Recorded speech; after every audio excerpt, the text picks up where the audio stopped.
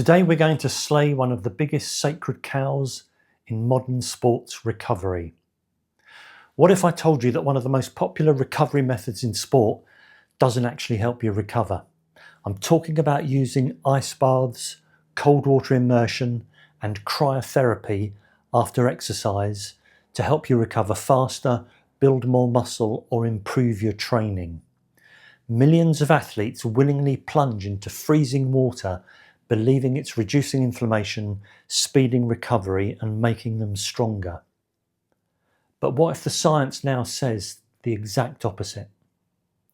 Today we're going to challenge this long-term accepted theory, and by the end of this video you may never look at an ice bath in the same way again.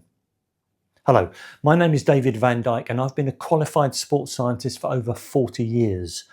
Join me in my quest to cut through the online noise and focus on practical, sustainable health and fitness advice that people can apply in everyday life.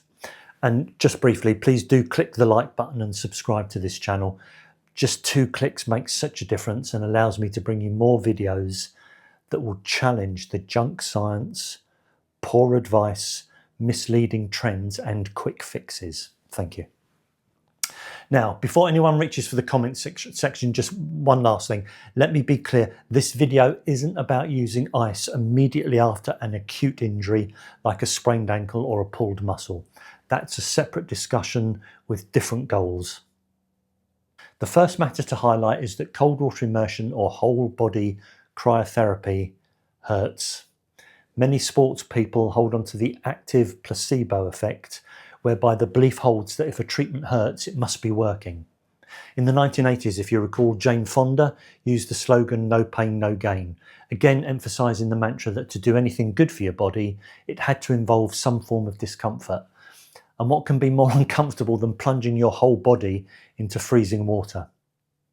The theory behind cold water therapy is that it shunts blood away from the extremities to the core, causes vasoconstriction and so reduces swelling and slows the inflammatory process.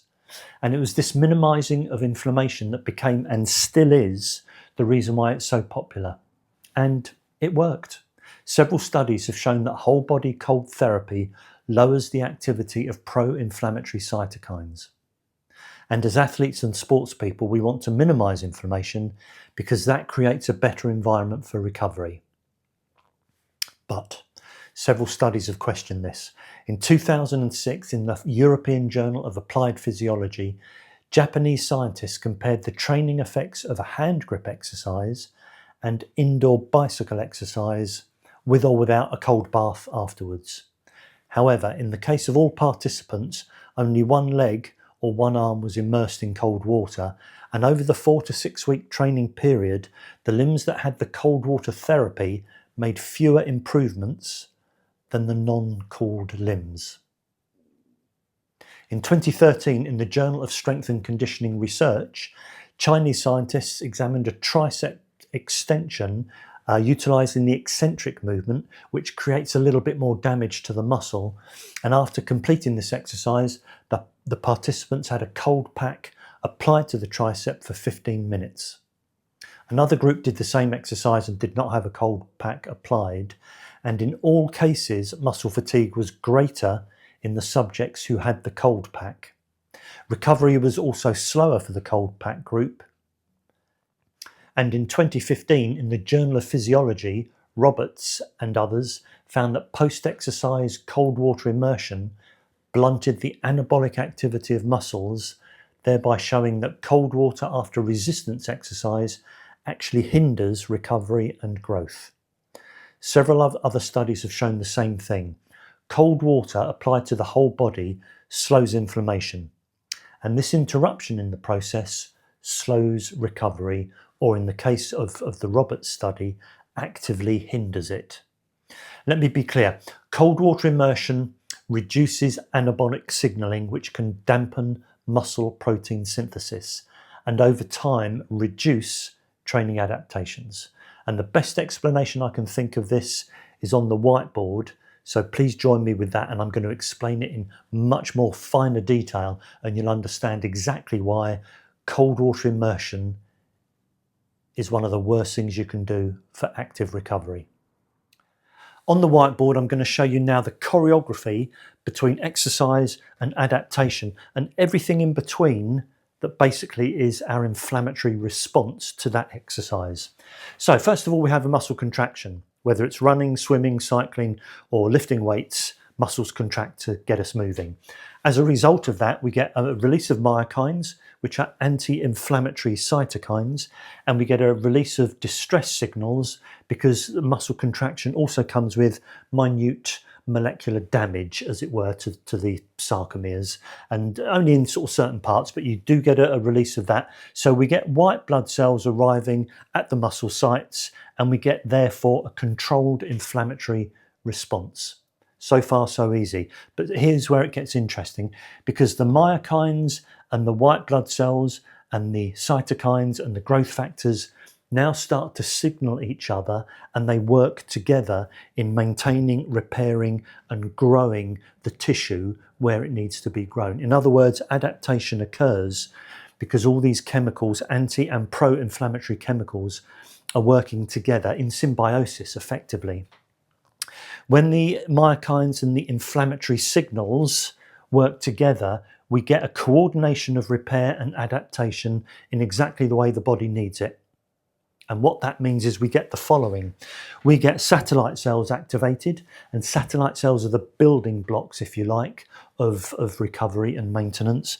We get protein synthesis increasing, pretty damn important, I think. We get blood vessels remodeling, we get mitochondria adapting, and then we get connective tissue strengthening as well, which if you're doing resistance training, one of the most important things we can do is strengthen our connective tissue, because muscles tend to get stronger quicker than connective tissue can catch up. So we need this inflammatory response to make sure our connective tissue is strong as well. So this section here in blue, this working together of myokines and inflammatory signals is absolutely key to our recovery and adaptation, so that this doesn't go to waste. After that, we get the anti-inflammatory myokines becoming dominant. As they become dominant, the pro-inflammatory signals and chemicals become less so, and they start to basically filter out from the body. We get inflammation resolving, and then we get stronger muscle and therefore adaptation. Now, consider this. If we interrupt the choreography, what do you think is going to happen? And we interrupt the choreography when we introduce cold therapy. And we interrupt it at this point here. This controlled inflammatory response has to be let loose. And if it's let loose, we then get these symbiotic relationships and signals that give us all of this. But if you don't let that loose by interrupting it, you're basically suppressing the signal that goes then towards the myokines and other inflammatory signals. In other words, they talk to one another at a volume of 10, but because of that, the volume is now a 2, and everything becomes suppressed, and all of this becomes lessened as a result, which is exactly the opposite of what we want. And it also confirms many of the studies that were done that showed this to be a fact when it came to recovery and adaptation to exercise. So that is why introducing cold water therapy is an absolute no-no for our biology. I've got it written here in big blue ink. Interruption is choreography weakened, and we do not want to interfere with that. Let me show it to you another more simplistic way if I can. And all I've done here is I've got A and B. So I've got a normal recovery, and I've got our weightlifter there. I've got our cytokines, our inflammatory molecules, and our myokines talking to one another. Remember, pardon the visual, as it were, it's a little bit simplistic, but you know what I mean. So they're constantly signaling to one another, and then we get repair and adaptation beginning because of what these molecules are doing. We then get a resolution of inflammation and a stronger, fitter, adapted athlete. If we introduce cold therapy, as we've done down here, we've literally put a cross there. We've interrupted the process. We get less and a blunted inflammatory response. There's a reduced myokine release, and therefore we get impaired repair and a slower recovery from this old git here, who's not me, by the way. So That's it in a nutshell. It's very, very simple. But to introduce cold therapy to reduce inflammation does work, but it does exactly the opposite of what we think. It reduces recovery, it can hinder muscle growth, and it's just not the right thing to do. Respect the choreography. Our bodies know what they need to do. Let them get on with it. But that's not the full story, because several studies have reported psychological benefits of cold water immersion, and it's important to address this. We need some balance on this, clearly. For example, a 2011 meta-analysis in the British Journal of Sports Medicine cited a reduced perception of muscle soreness of around 16% on average, and there have been many similar studies with similar results. However, bringing back some of my sort of old sports science data respect, there's one overriding problem with these statements, because none of these had a proper control group. Now, a control group is vital in terms of scientific endeavour, as it counteracts the placebo effect by blinding participants to their treatment. But how can you do this for cold water therapy? So we're relying really then on a perception of improvement without being able to say we have eliminated the placebo effect. And that's a problem for me. Furthermore, some people will report delayed onset muscle soreness, DOMS, as agony, while a similar level of soreness felt by another person is shrugged off. This self-perception is very varied and may make any conclusion actually virtually impossible. But while cold water immersion may not do what we think, at least physiologically, might a cryochamber be better as it's so much colder? It turns out that cryochambers may boast temperatures of minus 100 or even 200 degrees, but tests done on the muscles show that the muscle temperature only falls to around minus 1.1 during treatment. In other words, no better than an ice bath. And if you remember your high school physics, water is a better conductor than air. So a cold water tank is equally as good as an expensive cryotherapy chamber, but honestly, both don't do anything to physically heal. The real benefit of cold water immersion and cryotherapy treatment comes after the session has ended. The bounce back the body feels is pleasurable, and many users report feeling better as a result. This may actually be a reflection of stimulating the body's fight or flight system, which produces the release of endorphins. Now, these, as I'm sure many of you know, are chemicals which have physiological benefits, but also make us feel better, at least for a while. So the psychological benefits of cold water immersion are very real, and this video is not denigrating this aspect of it. I also want to highlight that cold water immersion in the short term for competing athletes and sports people is also not being examined here. When in competition, athletes are not interested in how do I maximise muscle adaptation from today's exercise. Their priority is how do I perform again in 6 hours or tomorrow morning or throughout a swim meet that I've got 25 different events to do.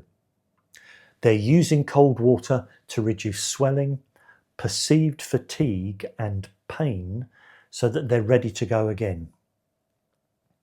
Therefore, we can say for longer term improvement, the science, as I've shown you, simply does not support the idea that ice baths or cryotherapy speed recovery or enhance muscle adaptation after exercise.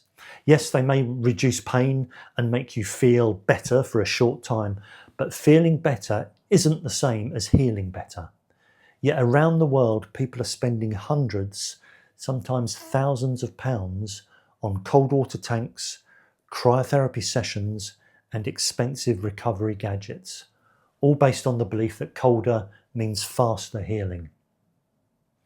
Unfortunately, the evidence just doesn't support that belief. It reminds us all of an important lesson in the health and fitness sphere. Once an idea becomes popular, an entire industry can grow around it.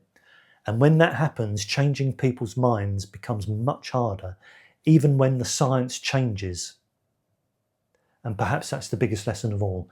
The truth has a habit of getting blurred when money enters the picture.